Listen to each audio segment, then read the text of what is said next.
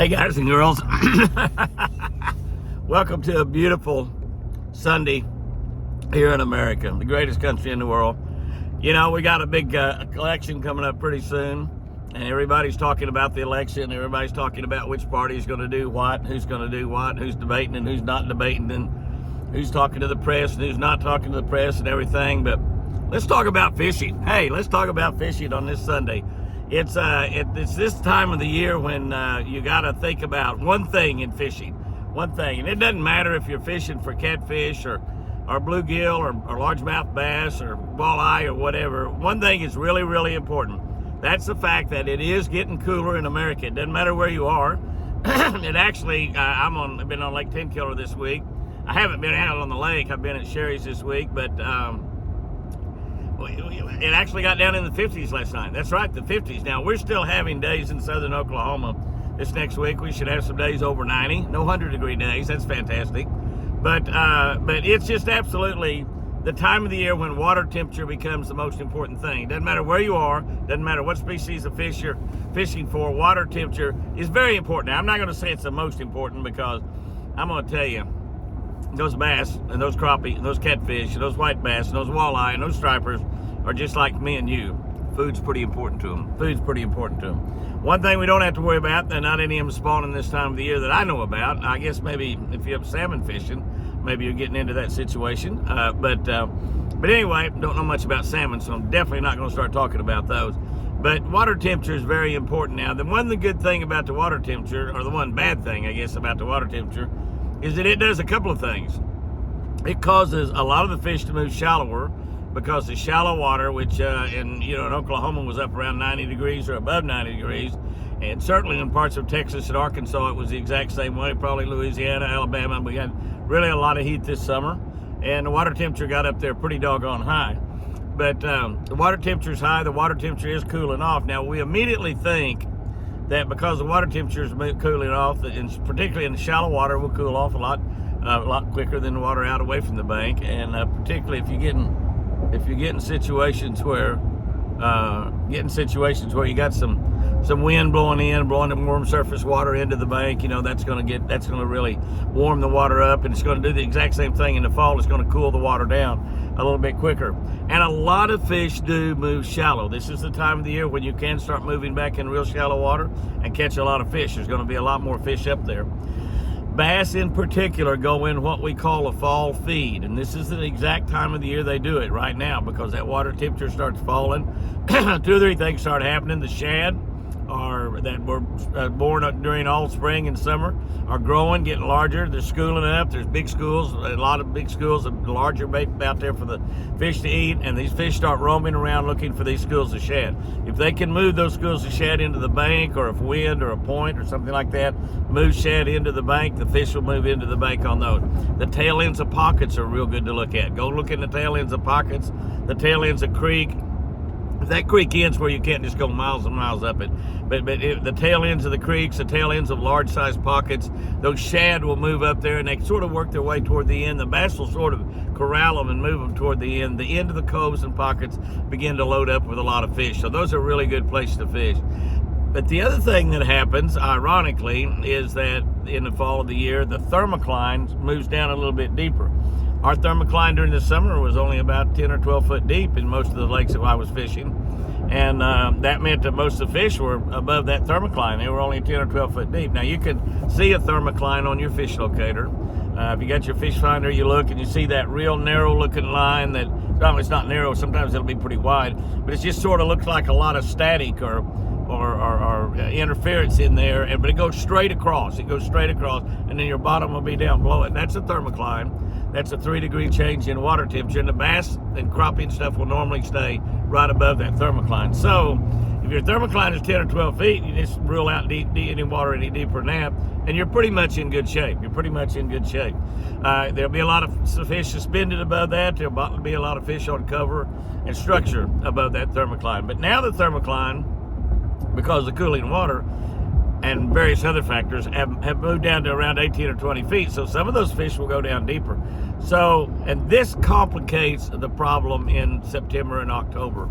We have a tendency in our mind to think about September and October being a situation where but we want to relay it to like maybe April and May. We're going to take September and October, maybe April and May, because the water, or March and April even, March and April, depending on where you live in this country. But as that water temperature rises, the fish move into that warmer water. We think the same thing happens in the fall. As that water cools, the fish move into the shallow water. Well, some of them do. A lot of them do. Particularly those that are going to go on that real fall feed. But a lot of that fall feed, where they do it, whether out in deeper water or up shallow water, depends on where the bait is. So those of you that are looking for fish on your fish finders, whether they're forward facing, downward facing, sideways facing, whatever they are, look for those shad. Look for that bait fish.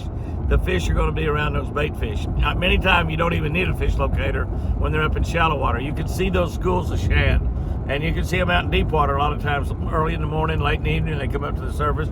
A great time of the year to catch schooling bass. A lot of bass schooling early in the morning, late at night. You get out there right at the crack of dawn, you got a good chance to find schooling fish. You're out there the last hour before dark, you got an excellent chance of finding schooling fish. Some areas, depending on where they're schooling and how many shads in the lake, they'll school all day, off and on, off and on. So that's another great thing to look for. Pay attention to schooling fish. Pay attention to the birds. But September and October are not like March and April, or April and May. Totally different situation. The water warming is very, very important, but also biologically those fish are getting ready to spawn. So it's a natural thing to do irregardless of what kind of conditions they may have. The conditions will affect the spawn, but the spawn's going to happen one way or the other. Might be a great spawn, might be a bad spawn. A lot of that depends on water level. But the fall of the year is not that way. So don't think just because it's the fall of the year that all the fish are going to move shallow because that water's cooling down, and all of a sudden, oh, we got great water. It's 75, 78, 74, 70 degrees. Great water temperature, great water temperature. Same situation, it's not the same as March and April, because it's the same situation that the water is getting better for the fish. They're cold-blooded, so the water temperature affects them a lot. But the other part of the game is that they're not, the spawn's not affected. So a lot of the fish will go deeper, a lot of them will go shallower. What they are interested in doing in the fall of the year is eating. So you get around the bait, you're going to be able to catch fish. A great time of the year to throw topwater baits, excellent time of the year to throw buzz baits and spinner baits, baits that you're going to fish up in really shallow water, baits that you could cover a lot of water with, you can fish very, very fast. You want to be concentrate on baits that primarily are shad-colored baits. Bluegill-colored baits are good. They're good all the time of the year in the summer, but they're good in the fall as well because bass love bluegill. Bigger bass have a tendency to eat a lot of big bluegill. So that's another good bait to throw. Now, obviously, baits like worms and swim jigs and stuff like that work. But this is the time of the year where you can, if you got into finesse fishing during the fall and you're using that spinning rod a lot, you could actually move back and go to your power baits and use your 15, 20-pound test line, whatever you want to use, your casting reels, and go out there and really have a lot of fun fishing. Those of you that are using live scope technology, forward-facing sonar, lots and lots of controversy about that. Most of the older fishermen that have fished all their life without forward-facing sonar and then all of a sudden have forward-facing sonar love it. I love it, but I'm going to tell you, don't let it make you stop fishing. You can turn that locator off, any locator off, and go out there and still catch fish. That's what you want to be able to do. If you're going to become a well-rounded fisherman that really loves to fish and loves to be on the water and loves to figure out how to catch fish and loves it when a plan comes together, if you're that type of fisherman, use that forward-facing sonar. And I use a Garmin live scope. I use forward-facing sonar. I got two of them on my boat, but one on a turret, one on the right height turret, one on my power pole trolling motor. But don't just sit out there and drive around looking at that doggone scope. Go fishing, have fun. Use that as a tool that helps you catch more fish and sometimes helps you catch a big fish. Y'all have heard me tell stories about many times going down the bank spinnerbait fishing and be scanning back and forth as I go out, and maybe out in 8 or 10 foot of water, see a brush pile with a big old bass on it, throw my red man spinnerbait out there and catch it. By the way, Redman spinnerbait, I just found out it's available on Amazon now too. So those of you that have an Amazon account and do a lot of shopping at Amazon, you can get a Redman spinnerbait at Amazon now. You can get them at jimmyhouston.com. You can buy them lots and lots of places, but you can also get them on Amazon. If you live out in the boonies, you're not around where any stores are where you can go buy, any sporting goods stores or Bass Pros or stuff where you can go buy baits. You can get you get them on Amazon. So, but anyhow, back to what we was talking about on fishing there. Make sure you're fishing. Make sure you're still fishing. Make sure you're having fun. Use your forward-facing sonar as a tool to help you catch a few extra fish during the day, perhaps. Maybe catch a big fish that you might not have caught otherwise, and let you catch a fish that's off out away from the bank, and one that you're. But don't just get out there and put your trolling motor around, roam around out there in the middle of the water looking for fish. That's a good thing to do in January and February, maybe some, when most of the big fish are really hard to catch. But let me tell you, we're here in the middle of September, October, November, and even December. All over the South, you can still catch a lot of fish up shallow, and you can catch a lot of fish just fishing. So make sure you enjoy fishing. Fishing is something that God designed for us to be able to eat fish, to be able to feed ourselves. I believe that God knew that one day we'd be fishing for those bass and stuff just for recreation, and we'd be giving them a little spoosh and turn them loose. But it's a great time of the year to go fishing. Just remember and concentrate on that water temperature. Look for water temperature that's cooler. Look for water temperatures cooler, and look for schools of shad. Look for schools of shad. If you find the water temperatures cooler and you find schools of shad, you probably are going to find a lot of fish. You'll probably find bass, white bass, crappie, lots of fish. So that's one of the critical things this time of the year is water temperature. Pay attention to it, just like you do during the springtime when you're looking for that water to get warmer and warmer.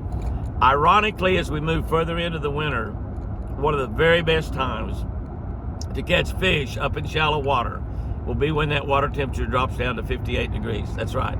Now, in some places, that won't do that until December. Probably in Oklahoma, depending on the kind of fall we have, will not do that until maybe December.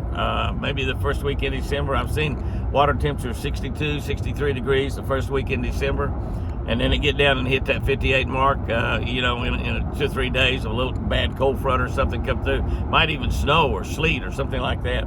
And those big bass get up on the bank, and you can catch them run the Redman spinnerbait right on top of the water, They move back in those coves and stuff now. They move back to the end where they'll follow those shad back. And then as that water temperature begins to decrease and get cooler and cooler, they start moving down those banks. Back out toward the lake. And so you can get in those pockets and just put your trolling motor down, go down those banks on a Redman spinnerbait, and just have a ball. Topwater baits work good, buzz baits work good. Your crankbaits, all kinds of baits work great in the fall, just like they do in the springtime. But this is the time of the year to get out there and have a lot of fun. Plus the fact you don't have 100-degree days like we've had, all summer long in southern Oklahoma. You have 70-degree days, and 80-degree days, and 60-degree days, and we're still having some 90-degree days right now, but those are getting few and far between as well, I think, in southern Oklahoma. But have you a great time and go out there and go fishing. Go fishing, go fishing. It's the fall of the year, and if you love to spinnerbait, pick that spinnerbait up and throw it. It's one of the best times of the year to throw it. I wanted to also mention that we just passed September 5, which, if I'm remembering right, that's 41 months. 41 months since my beautiful Chris had her stroke. And she is so much more improved than she was, for the several months and even a year or two after she had that stroke. She is still getting better all the time. She still can't walk. That's the biggest problem that she has in life right there. She still can't walk. She still can't use her right arm, so she can't go fishing, except she can fish with a cane pole with one hand. But she is just doing remarkably well. I want to thank each and every one of you from the bottom of my heart, as sincerely as I can say it. Thank you, thank you, thank you for your prayers. Thank you for thinking of Chris. Thank you for commenting and letting us know that you're continuing to pray even here 3.5 years later. And thank you for still having the same hope that I have and the same belief that I have that God is healing Chris. I can see it little by little by little, and I wish I could say that I could see it day by day, but I really can't. But I can see it month by month, and as I look back, and we some of the things that was bad right after that stroke happened are just as bad now. Like she can't walk. She can take a really big step. You can't keep her balanced. She couldn't walk on her own. He can't even walk with a Hemi, but she can walk with a Hemi, but she would fall down if we wasn't holding her. We're still working on her. The therapist comes every week and works with her, and we're still working on that walk. And I'm believing that God will do one of two things with her brain. The left side of her brain, a goodly portion of that brain was destroyed by that brain aneurysm, lots of blood on her brain, and it killed a lot of those brain cells. God will either resurrect those dead brain cells, bring them back to life, just like dry bones in the desert, just like he will resurrect our spirit when we die. He will either resurrect those dead brain cells and bring them back to life from being dead.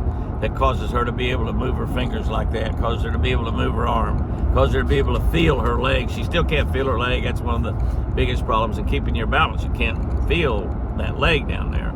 And yet you've got to take those steps with it. You've got to be able to put your weight on it. You've got to be able to stand up. She stands up great. She can stand there. And she's nervous about even standing up without somebody really close by because she's afraid she'll fall. 41 months, I've never let her fall yet. She hasn't fallen a single time, which I think is remarkable. Hard to believe. We come really, really close a lot of times.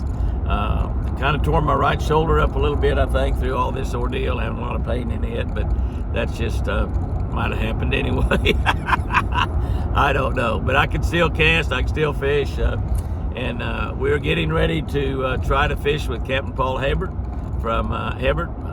If he's in this part of the country, we're close to Louisiana, we'd call it Captain Paul Hebert. But it's Captain Paul Hebert or Hebert from Wicked Tuna. His boat is the Wicked Pisa, and we're getting ready to do some fishing with him. That's going to be an absolute blast. But Chris is doing really, really good. There's a lot of things she can't do. Still have to take her to the bathroom a couple times during the night, and she eats really well. She's gaining some weight, which is good. And I hope she doesn't gain too much is what I worry about. Don't you dare tell her I said that. Don't anybody tell her I said that. But she's eating well, she's gaining weight, she's talking better all the time. Many times her voice is that deep stroke voice that doesn't sound like her at all, sounds like something like a demon or something inside of her voice box. But many other times that soft, sweet voice comes back. And it comes back usually when her and I are together, just her and I, no one else. And she starts talking and saying everything that she's wanting to say. It just comes out perfectly. Translates from her brain through her mouth, maybe because those are pretty close together. I don't know. Other times she still says things that I can't understand anything, but I pretty well know everything that girl wants in life right now, and so I don't have to guess when she wants something. I pretty much need it. And I pray every day for God to make sure in my life totally 100% of the time that I'm putting her first in my life, period, first. And I put God first, you know that, but I'm talking about it as things that go by on a day-by-day basis. I want to put her needs above my needs at all time. I'm still out working, doing personal appearances, trying to make a living. And I want to end this by talking about where I'll be this coming weekend. This Friday, I'll be at Baumgart's in Ada, Oklahoma. That's right, Ada, Oklahoma. That's only about 50 miles from my ranch, so I'll be there. It's a good possibility, and I may have Chris with me. I may not, but I'm kind of hoping I can bring Chris over there, so some of y'all that have been praying for her can give her a hug and tell her that you've been praying for her. And I know we got a lot of people that's on our social media over there in the Ada area. And if you're anywhere around within an hour or two of Ada, come by and visit us. I don't know the exact hours I'll be there, but that'll be on Friday the 13th. So I'm suspecting I'll probably be there maybe like 2 o'clock till 6 o'clock in the evening or something like that. I doubt if I'm there. Normally I'm at those Baumgart stores on the grand reopening of Baumgart farm stores. I'm normally there from on the ones I've done so far in Durant and Ardmore. I've done Durant and Ardmore. I guess it's those ones I've done right now. I can't remember another one. But I'm there from 10 o'clock till 4 o'clock. But since that is a Friday and not a Saturday, it's likely I'll be there from something like 2 o'clock until 6 o'clock, or noon till 6, or 1 till 6, or something like that. I'm not sure. You just check with that Baumgart store there in Ada, Oklahoma, and you can find out. And the reason I am there on a Friday rather than a Saturday is I already had Saturday booked to be in the Church of God in Newnan, Georgia. Newnan, Newnan, Newnan, Georgia. The Church of God will be there on Saturday, September 14th. That's this coming Saturday. And we'll be there for just a huge event. The event is free. The main event is free. They are serving dinner. Well, wait a minute. I may be messed up on that. I'm not exactly sure. Just go to, because that event is from 1 o'clock till 6 o'clock Saturday. So I don't know if they're serving or not. I'm just not sure. So I get some of these events I speak at about 20 or 25 churches a year. So I get a little confused on which is which. But anyway, they check with that Church of God there in Newnan, Georgia. It's right outside of Atlanta. I think maybe about 35 or 40 miles from Atlanta. And I'll be there this coming Saturday. The event is 1 o'clock till 6 o'clock. Now, all the rest of the details you just have to find out. But if you're around anywhere within a couple of hours of that, it's on a Saturday afternoon. Come and visit us, and it's going to be a wonderful experience down there. I understand. I think this is the first time I've spoken in a Church of God. I understand that is the Pentecostal church, and I love Pentecostal people. I have had times when we've done events for our boat dealerships. Not necessarily our boat dealerships, but for Ranger boat dealerships, and maybe the local churches there, the local Pentecost church would come. And they're always shouting and hollering, and I love that while I'm talking, and they do a lot of amening and praising God, and that's just the kind of way that I like to worship. I get my hands in the air and praise God because God does amazing things in my life. So this coming weekend, Ada, Oklahoma, Baumgart's Farm and Fleet Store. Saturday, Church of God in Newnan, Georgia. And you Baptists, if you've not been to a Church of God church, I've been to several Pentecostal churches as I've traveled around the country, attending the church, not speaking, but attending the church. I guess maybe I don't fire things up enough to speak at a Pentecostal church. I don't know, but I love Pentecostal Christians. They vividly show that they love God and they praise God, and I love God. I love to praise God. I like to worship, and screaming and hollering and shouting is pretty good with me in my book. So I don't know what's going to happen there. I'm really, really looking forward to this. When I saw it, that we got that scheduled on our schedule. I've spoken to a lot of churches in the Atlanta area, the Bible Belt, just like we are here in Oklahoma. Lots of great super churches in the Atlanta area, and I'm sure the Church of God in Newnan, Georgia. Just looking at their website and looking at what all they do, it looks like a great church. And so we're really looking forward to being there this coming Saturday, the 14th, from 1 o'clock till 6 o'clock. So, guys, this has rambled on a little bit longer than I intended for it to. Go fishing. The fall is a great time to go fishing. Here's the other thing that happens once you get past Labor Day. You are almost fishing giant private lakes. Not many people are out there fishing after Labor Day. You pretty much lose the jet ski crowd, the water ski crowd, the waveboarding crowds. You pretty much lose those. Not totally, but pretty much do. You even lose a lot of the pontoon crowd.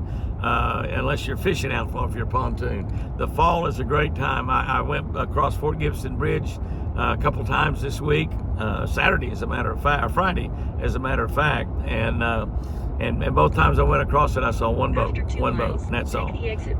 I went across the Lake Tenkiller Dam a couple of times this week as well. And one time I saw one boat, one time I saw two. So even Lake Tenkiller, 20,000 acre lake, is not very crowded right now. So it's a great time to get out there and go fishing. You're not going to see many boats, particularly if you're fortunate enough to be able to fish during the middle of the daytime. Get out there and go fishing. This Friday, come to Baumgart's, visit us over there. I'll try to have some of my Catch a Better Life books with me if you need to get one of those. Be sure and catch those devotionals. Be sure and get on all 3 of our YouTube channels. Be sure and get, if you're a Facebook person, Jimmy Houston Outdoors, all capital letters, on Facebook. We've got about 1 million people on our social media. So get involved with us. You'll have fun. We'll put a smile on your heart occasionally, and we'll do some things that you'll have a lot of fun in, I promise you. Have a great one out there. Have a fantastic week. Smile at people. Become somebody's angel. Become somebody's miracle. Sometimes just being nice and sweet to a person and smiling at them, telling them you love them, sometimes that makes a huge difference in their day. That turns into a huge difference in their week. that might even turn into a huge difference in their life. So just show people, after half a mile, show take people the exit right, out there Middle a Valley lot of Expressway, love. Just smile at into them. Owasso. Say hi to them. Fish lucky. And remember, I sure do love you.